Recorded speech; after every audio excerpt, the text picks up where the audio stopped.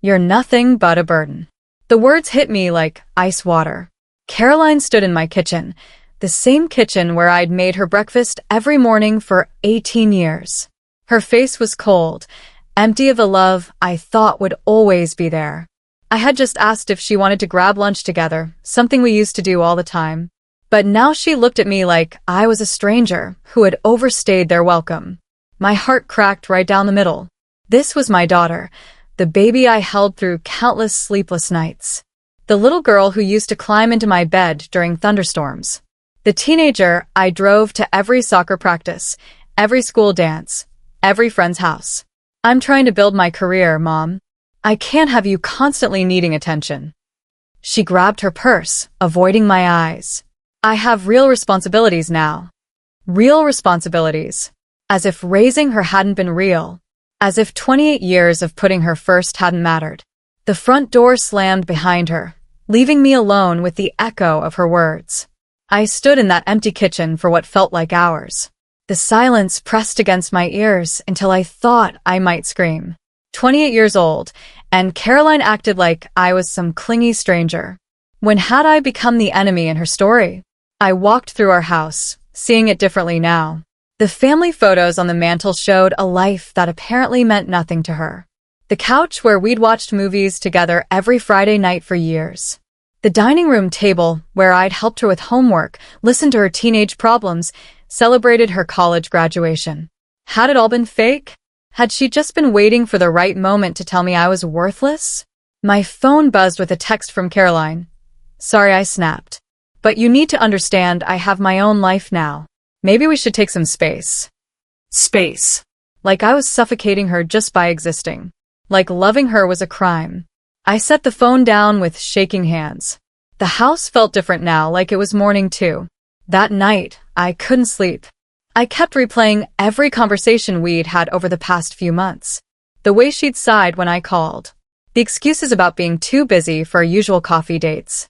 The short, clipped answers when I asked about her day. I'd been so blind.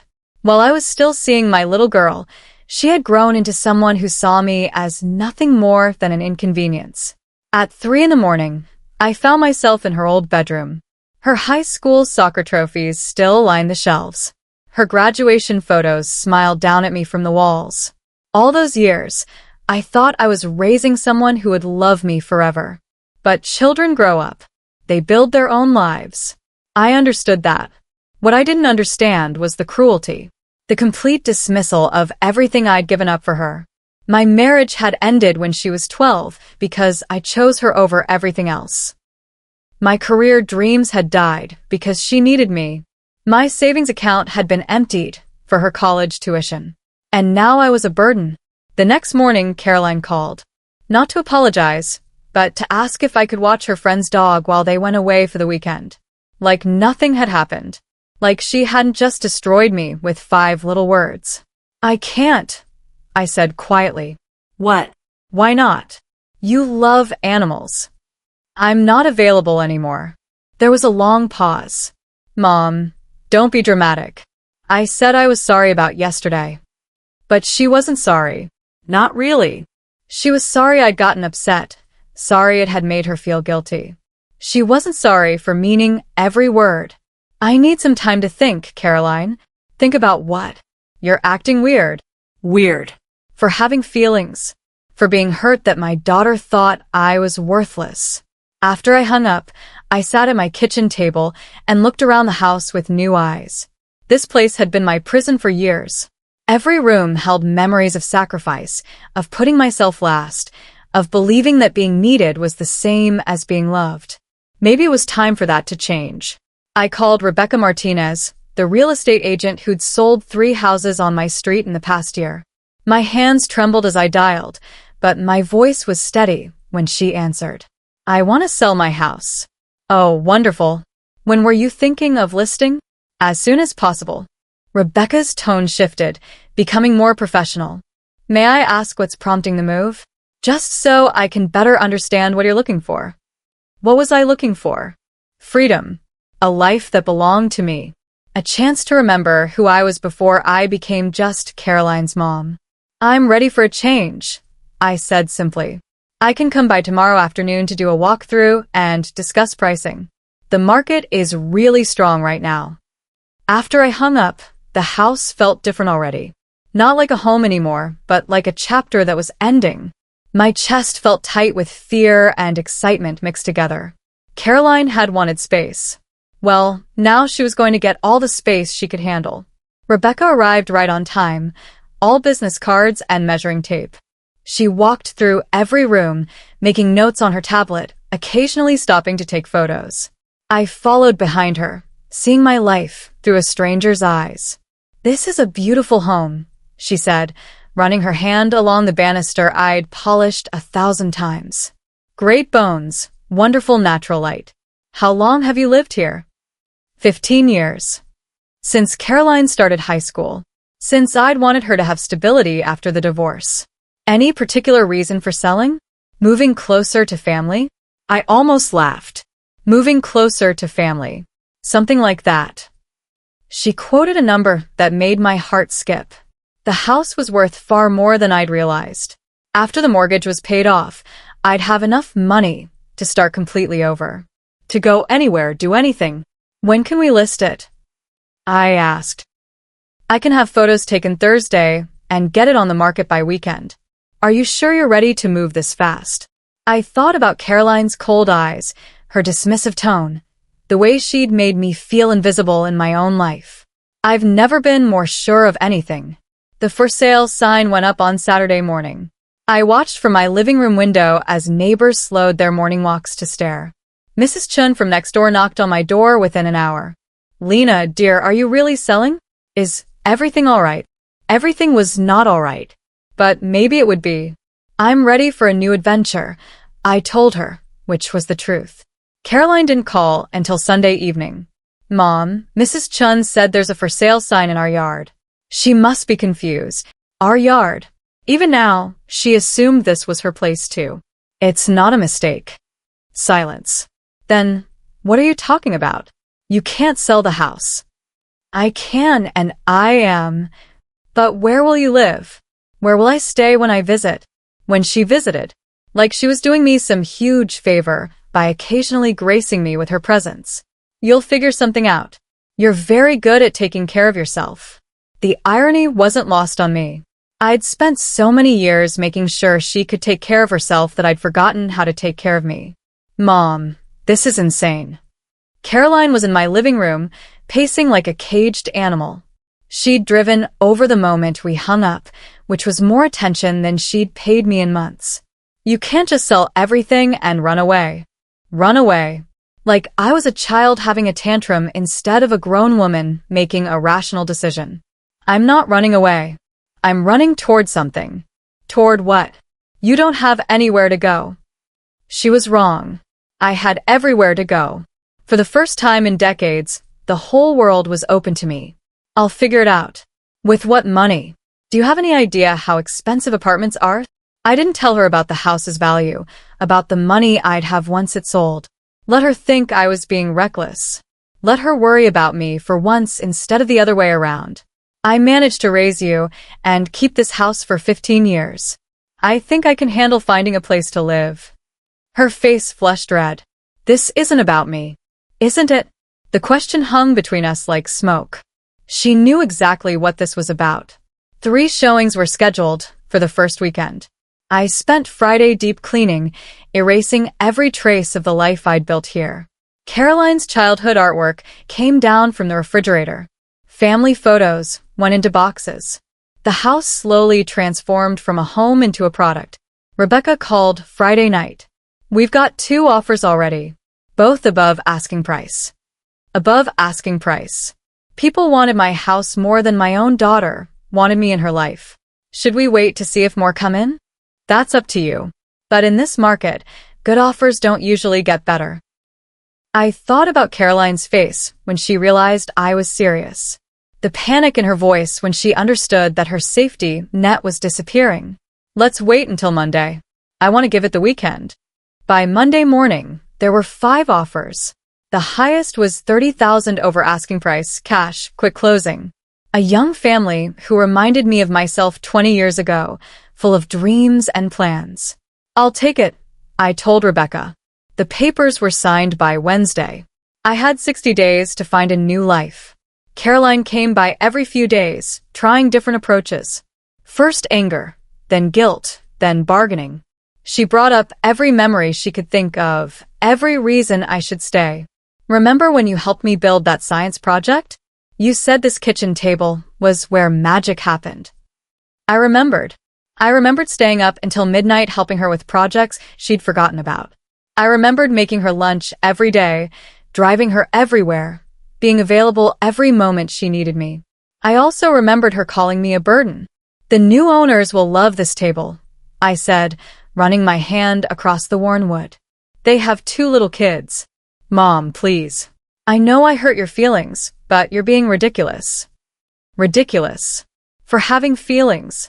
For expecting basic respect from my own child. You told me I was a burden, Caroline. You meant it. I was stressed about work. I didn't mean it like that. How did you mean it? She couldn't answer, because we both knew exactly how she'd meant it. The closing was scheduled for the following Friday. I found a furnished studio apartment across town. Small, modern, clean. Nothing like the house where I'd spent 15 years of my life, but it was mine. The lease was month to month, which meant I could leave whenever I wanted. Freedom felt strange after so many years of roots and responsibilities. Caroline helped me pack, though help might be too generous. Mostly she complained about my choices and tried to talk me out of donating most of my furniture. You can't give away Grandma's china cabinet. It's been in the family for decades. Then you take it. I don't have room in my apartment. Of course she didn't. Her life had no space for family heirlooms, just like it had no space for me. Then it goes to someone who will appreciate it. I watched her face as strangers carried away pieces of our history. The couch where she'd recovered from wisdom tooth surgery. The dining room set where we'd celebrated every birthday and holiday. The bed where I'd read her stories every night until she was too old to admit she still wanted them. None of it mattered to her until it was gone. Moving day was quiet. Caroline had to work, or said she did. The movers loaded my entire life into a truck in less than 3 hours. 15 years of memories, reduced to boxes and labeled furniture. I walked through the empty house one last time. The walls looked smaller without pictures, the rooms echoing with the ghosts of conversations. In Caroline's old room, I found a sock under the radiator, pink and tiny, from when she was 7. I put it in my pocket. The new owners were waiting outside with their children, a boy and a girl about the ages Caroline had been when we'd first moved here. The little girl was clutching a stuffed elephant, her eyes wide with excitement about her new home. "Thank you so much," the mother said, shaking my hand. "This house is perfect for our family." Perfect for their family. Just like it had been for mine. Once upon a time.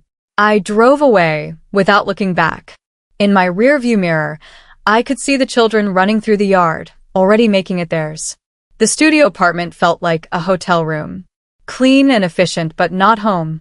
I sat on the rental couch in the silence, surrounded by boxes I didn't want to unpack. Without Caroline's presence to organize my life around, I didn't know what to do with myself. For the first time in decades, no one needed me. No one was counting on me to have dinner ready or laundry done or plans made. The freedom was terrifying. I ordered takeout Chinese food and ate it straight from the container, something Caroline would have scolded me for. Use a plate, Mom. Have some self-respect. Self-respect.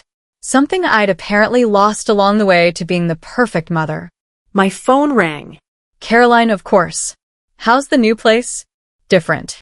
Mom, I feel terrible about all this. Can I come see you tomorrow? She felt terrible. Not sorry, just uncomfortable with her own guilt. I'm still settling in. Please. We need to talk. We'd done plenty of talking. Now it was time for me to start living. Caroline showed up anyway, unannounced, carrying coffee and pastries from our old favorite bakery. Peace offerings, like I was some angry child who could be bought with sugar. This place is so small, Mom. How can you be happy here? How could I explain that happiness had nothing to do with square footage?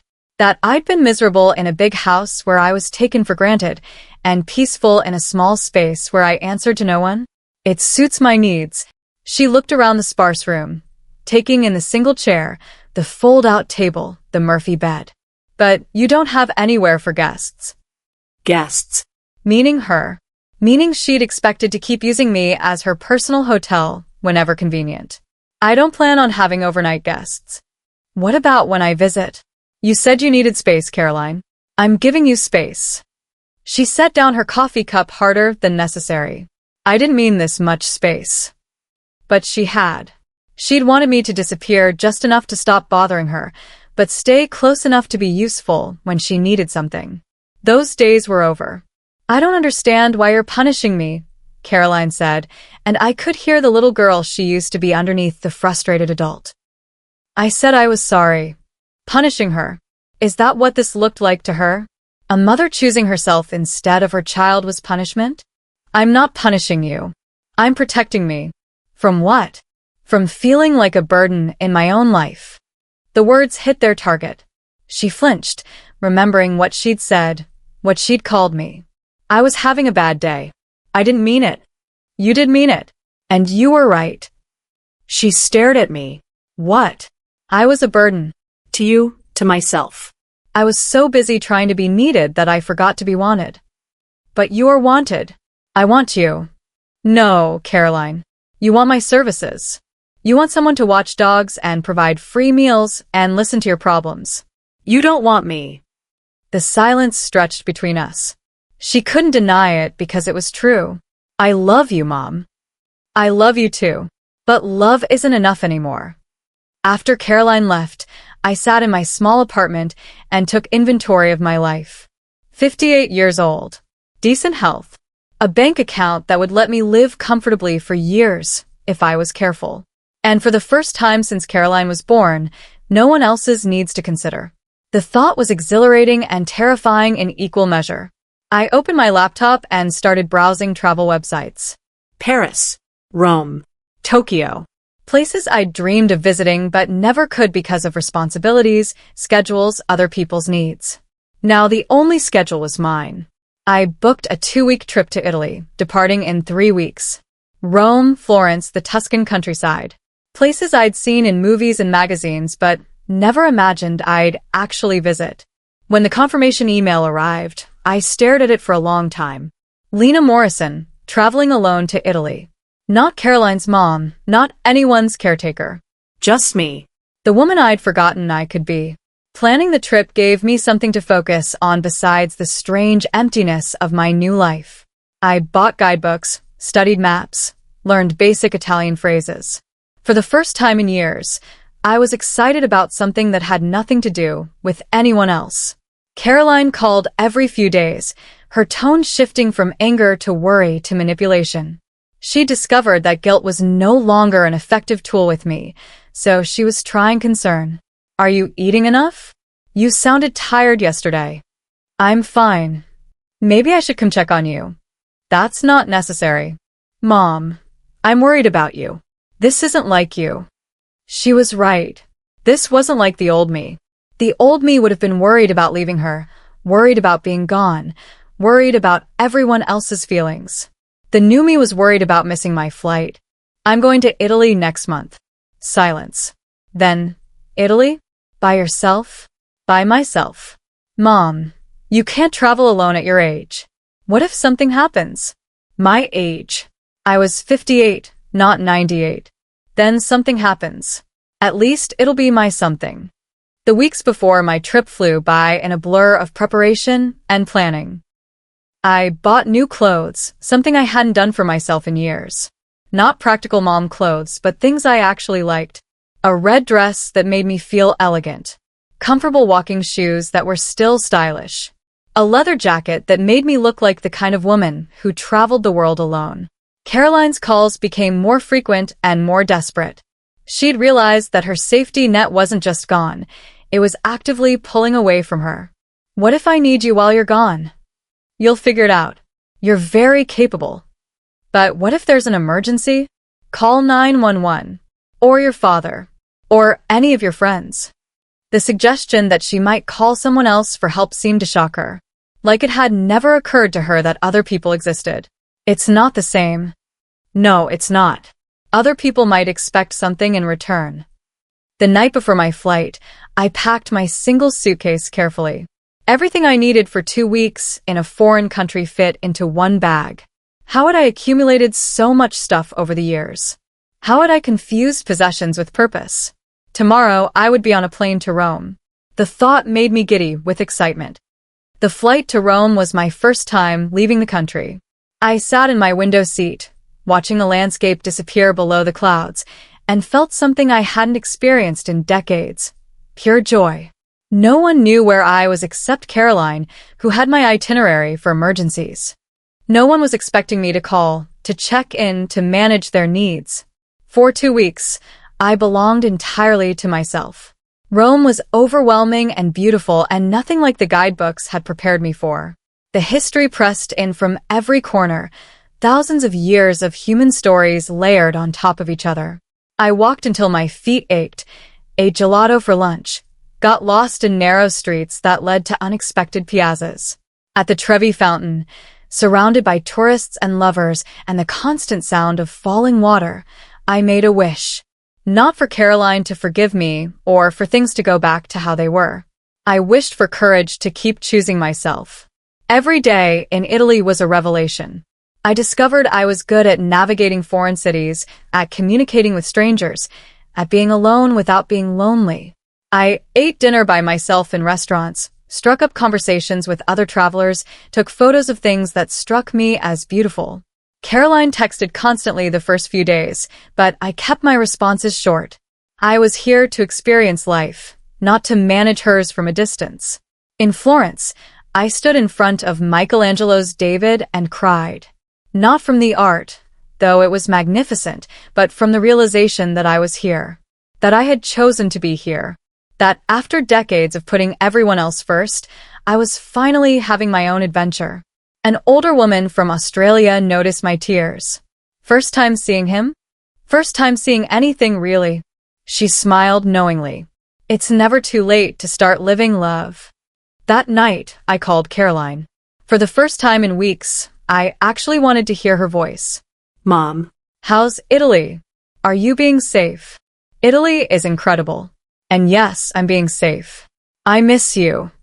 The words caught me off guard. Not because she said them, but because I wasn't sure I missed her back. I returned from Italy transformed. Not just because I'd seen the world, but because I'd seen myself differently. I was capable of more than I'd imagined.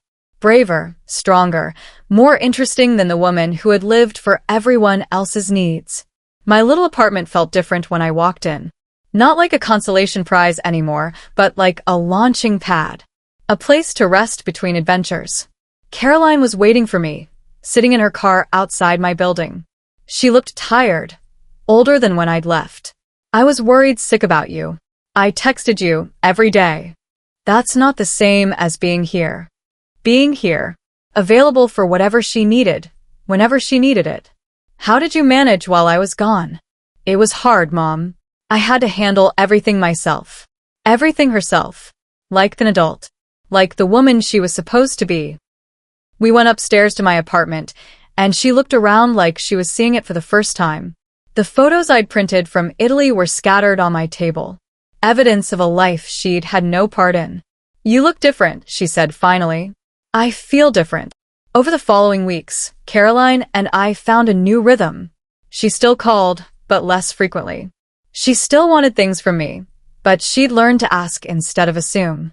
The desperation was gone from her voice, replaced by something that might eventually become respect. I started taking classes at the community college. Art history, Italian conversation, creative writing.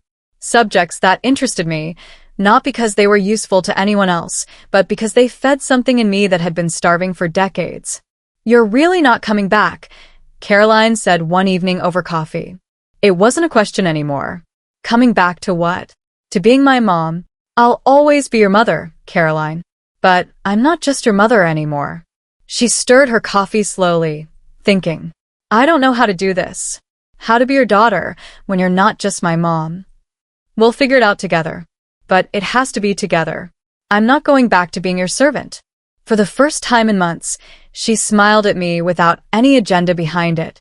I'm proud of you, Mom. It took me a while to realize it, but I'm proud of you for leaving. Winter arrived early that year. I signed a lease on a bigger apartment, still modest, but with room for the life I was building. Room for my art supplies, my books, my memories from Italy. Room for Caroline to visit if she wanted to, but not room for her to move back in. She helped me move again, but this time it felt different. She wasn't trying to talk me out of my choices or guilt me into changing my mind. She was helping because she wanted to, not because she felt obligated. I'm taking a cooking class next month, I told her as we unpacked books. Want to join me? She looked surprised. You want to do something together? I'd like to, if you're interested. What kind of cooking? Italian. I want to learn to make the pasta I had in Rome. She smiled. I'd like that. It was a small thing, but it felt like the beginning of something new.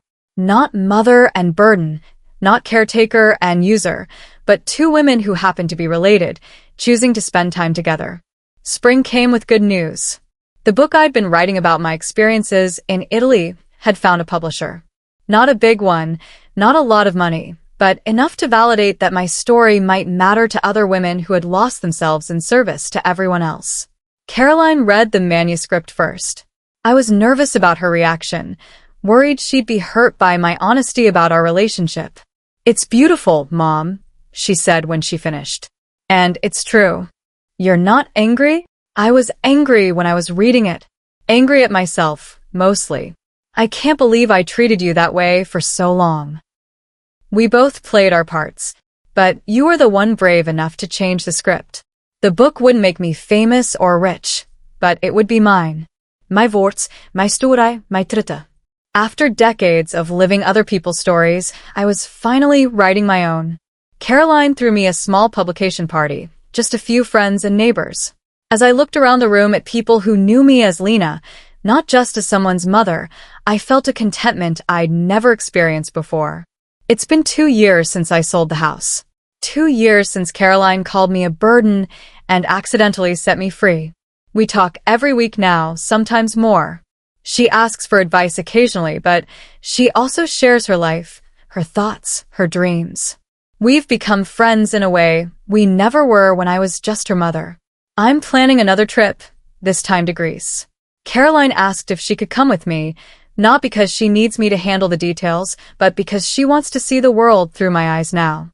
Are you sure you want me along? She asked. I know these trips are your thing now. They can be our thing too sometimes.